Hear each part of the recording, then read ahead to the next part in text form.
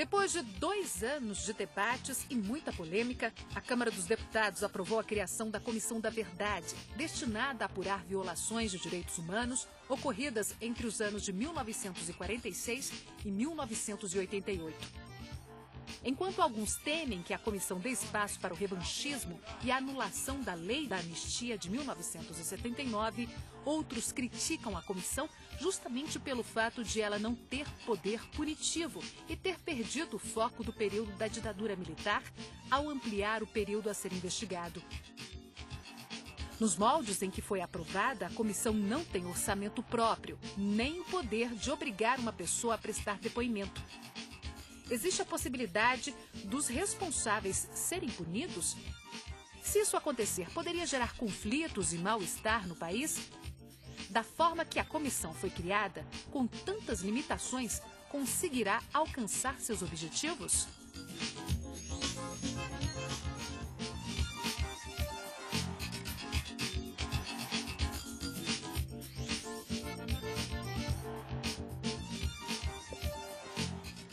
Olá, muitos veem a Comissão da Verdade aprovada na Câmara e na fila de votação no Senado como o quarto momento da redemocratização desde a Lei da Anistia de 79, a criação da Comissão sobre Mortos e Desaparecidos e a Comissão da Anistia. Ou seja, para vários observadores nacionais e internacionais, a Comissão da Verdade, perto de se tornar realidade, é o resgate moral que o Brasil deve às famílias das vítimas. Mas os críticos também reclamam razão. Para que apurar-se, punir os responsáveis é impossível. Vale a pena cutucar a ferida? Este é o tema do Expressão Nacional de hoje e eu converso com o deputado Edinho Araújo, relator do projeto da Comissão da Verdade, o deputado Ivan Valente, do PSOL, Nadine Borges, secretária de Promoção dos Direitos Humanos, e Jarbas Marques, jornalista e historiador, torturado pelo regime militar, preso várias vezes. Eu começo com o Jarbas. Jarbas, eu li várias reportagens, vários depoimentos seus, em especial a um jornal de Goiânia, Opção Cultural, em que você relata que foi preso durante 10 anos, entre idas e vindas da prisão. A gente estava conversando aqui, você me relatou a prisão de Ilha Grande, que já foi desativada, onde você ficou preso durante uma época, o do Doicode, na Tijuca, no Rio de Janeiro, onde fica o Colégio Militar. Eu queria que você relatasse para a gente, em especial eu. Eu nasci em 1973, ainda no regime militar, que acabou com a redemocratização em 85. Ouvi muitas histórias, li muito sobre o período, mas existe uma nova geração que veio depois de mim, que não entende muito bem o que aconteceu naquela época e que não sabe que métodos eram usados. Então, eu queria que você reproduzisse para a gente o que aconteceu e por que aconteceu com você. Eu fui o primeiro jornalista preso em Goiás em 1964. Por ironia, a minha ficha no DOPS está lá. Preso por atentar contra o atual regime. O atual regime tinha 18 dias. Então, eu fui solto e meus pais moravam em Brasília. Meu pai era candango pioneiro. E assim que eu saí da prisão, porque lá em Goiás eu era repórter do jornal O Quarto Poder da imprensa universitária e programador musical da rádio universitária. E vim para Brasília e aqui, durante algum tempo, eu depois vim a ser assessor parlamentar e prestei 2 concursos como professor da Fundação Educacional do Distrito Federal e funcionário do Ministério do Trabalho. E fui preso em 1967 e saí da prisão em 1977. Em Brasília, eu fui torturado em 67, como eu tinha sido assessor parlamentar do Mário Covas, de uma porção de deputados e senadores. Eu era torturado cada dia num quartel, porque os parlamentares procuravam saber do meu paradeiro. E eu fui torturado pela equipe do Meira Matos, que tinha cumprido a determinação do Departamento de Estado americano e fez a invasão de São Domingos. Então, sofri inicialmente as torturas clássicas da escola de tortura que os Estados Unidos tinham no Panamá para treinar todos os militares e civis para serem quadros de tortura na América Latina. E eu fico muito triste quando vejo os colegas de imprensa endeusar o John Kennedy, sendo que foi no John Kennedy que se preparou todo o tapete de ditaduras ao sul do Rio Grande. E essas torturas aqui eram torturas que visavam desestruturar. Por exemplo, no quartel dos Dragões da Independência, sob o comando do coronel Epitácio Cardoso de Brito e de um torturador que depois matou o Mário Alves e matou o Rubens de Paiva, o torturador João Gomes Carneiro, eu sofri uma tortura que eles chamavam de escovão, que eram os companheiros de processo ao redor e 2 tinas cheias de urina e fezes dos soldados e da oficialidade. Então, eu era algemado nos pés e nas mãos e me afogavam nessas fezes e na urina. Eu fiquei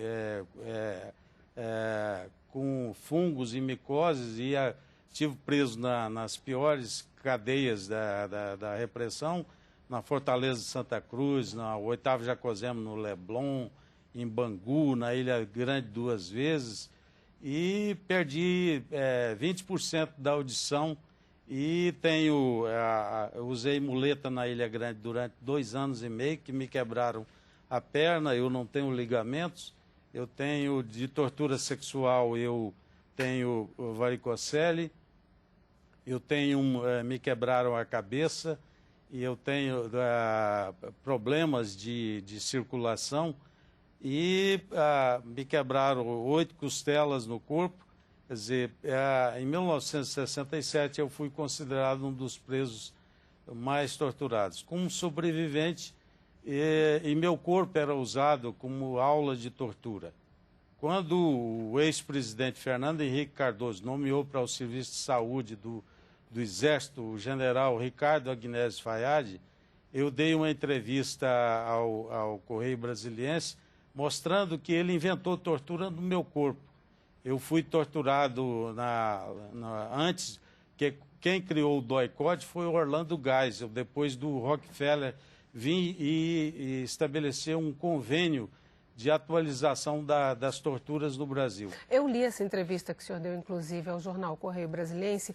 Agora, antes da gente passar para os outros debatedores, queria fazer uma pergunta. Se o senhor se considera um exemplo ou falando no nome de todas as vítimas de torturas perpetradas durante o regime militar, se o senhor considera um representante dessas pessoas, o que aconteceu com todas as medidas que o governo, o executivo, tomou com a ajuda do parlamento, ou seja, a comissão da anistia, a lei da anistia, a decisão do Supremo Tribunal Federal de que todos estão anistiados e agora com a comissão da verdade, ou seja, todo esse panorama, todo esse levantamento histórico, todo esse progresso histórico, para o senhor é considerado um progresso? O senhor está satisfeito com o resultado final, que é a comissão da verdade? Não, primeiro, eu sou sobrevivente. Não sou herói. Tive comportamentos heróicos. Agora, sobrevivente é a categoria que eu me incluo nela. E os heróis estão mortos. E o que acontece? A anistia, em 1979, foi de um congresso de joelhos com mais de 100 parlamentares caçados, colocados uma anistia que não foi ampla, não foi geral e não foi restrita. Ela tem aspectos pontuais para um desdobramento contra nós, os que fomos perseguidos. Não só aquele sofisma do conexo, mas é o problema de os funcionários que podiam provar que eram funcionários, esses foram abrangidos pela anistia. E aconteceu uma contra-informação, que passaram a nós que requeremos anistia, passaram a veicular como se a chamada Bolsa Ditadura. 92 mil pessoas nesse país foram torturadas em 242 anos de tortura.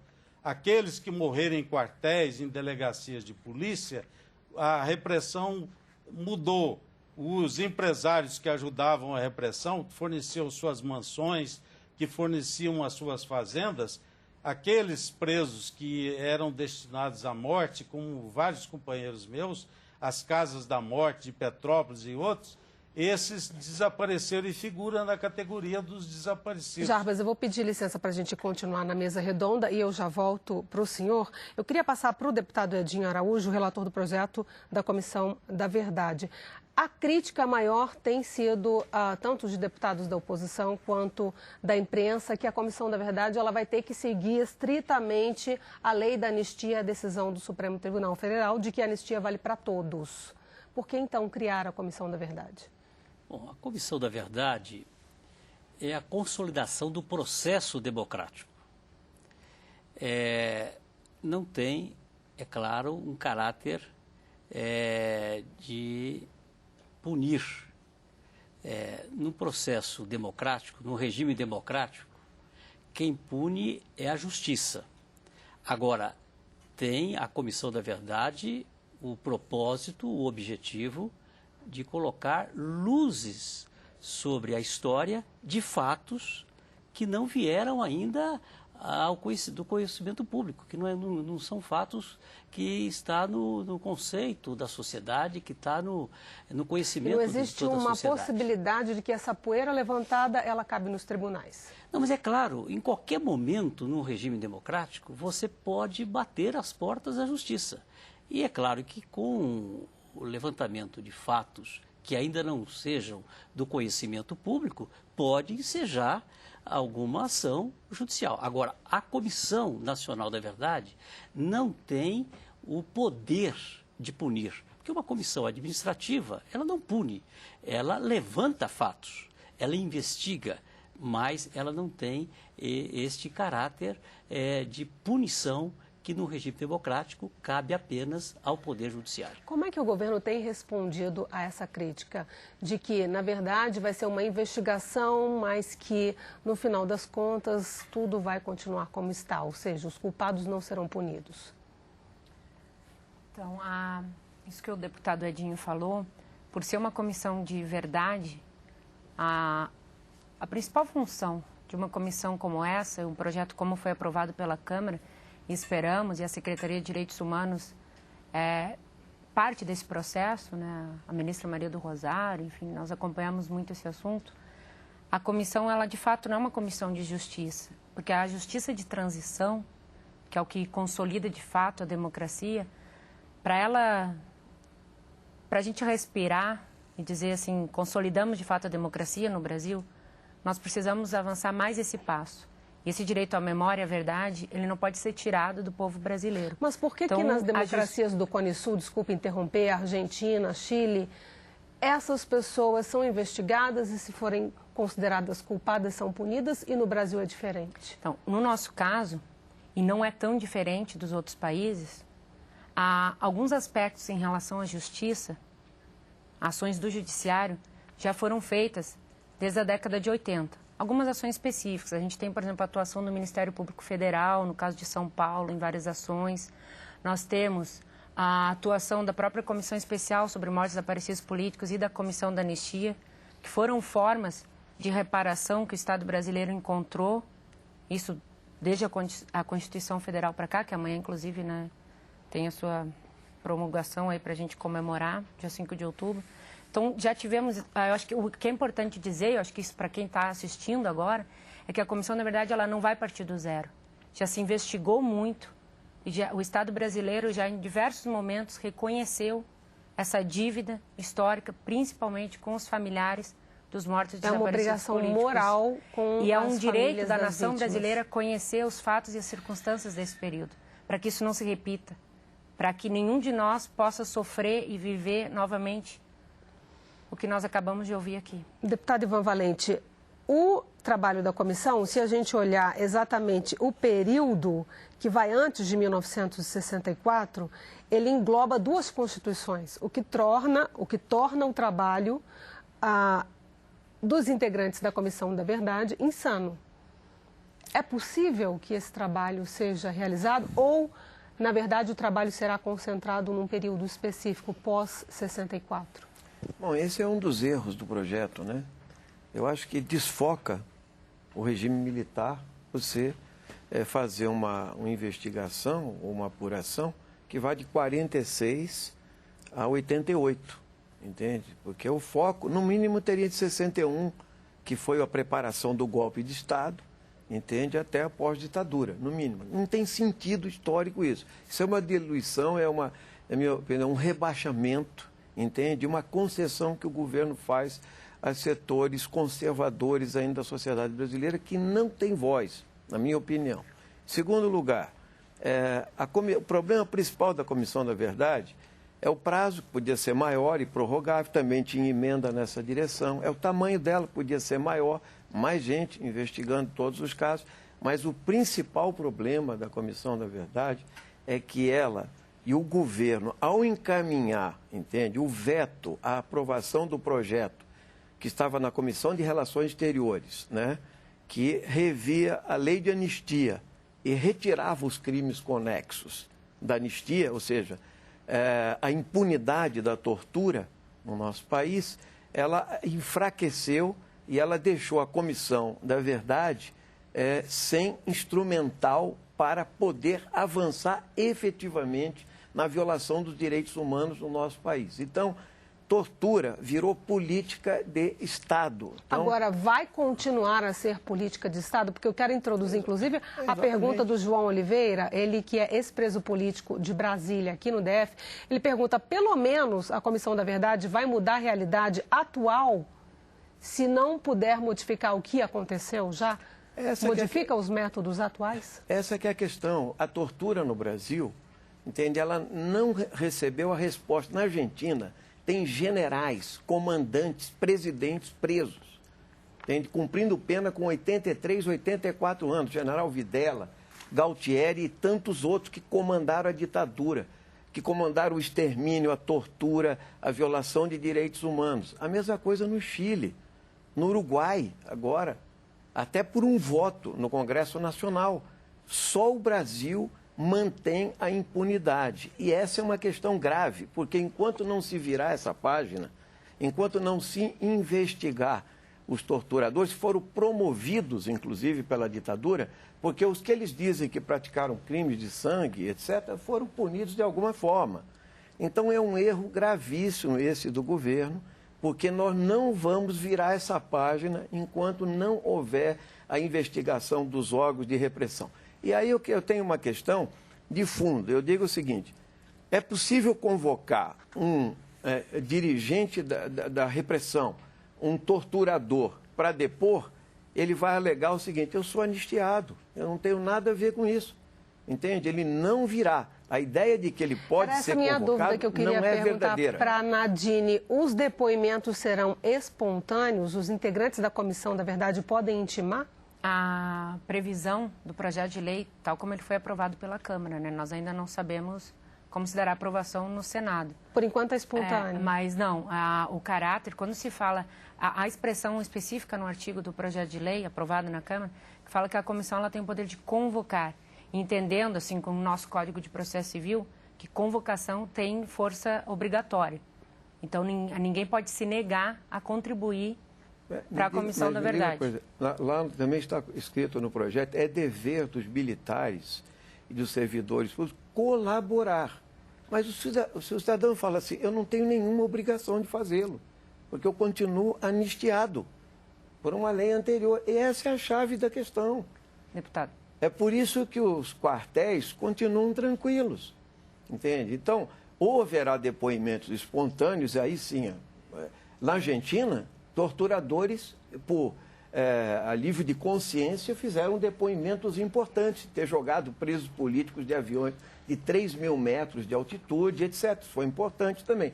Então, não digo que a Comissão da Verdade não possa avançar na investigação. Mas se ela quiser avançar mesmo, ainda é tempo, entende? Então ela tem que, primeiro, aqui tem que se aprovar o fim dos crimes conexos na lei de anistia. São ou seja, a impunidade da tortura. tortura e dos que comandaram, eles precisam ter, a comissão, na verdade, tem que ter liberdade para investigar. Eu queria a resposta do relator e do executivo. executivo.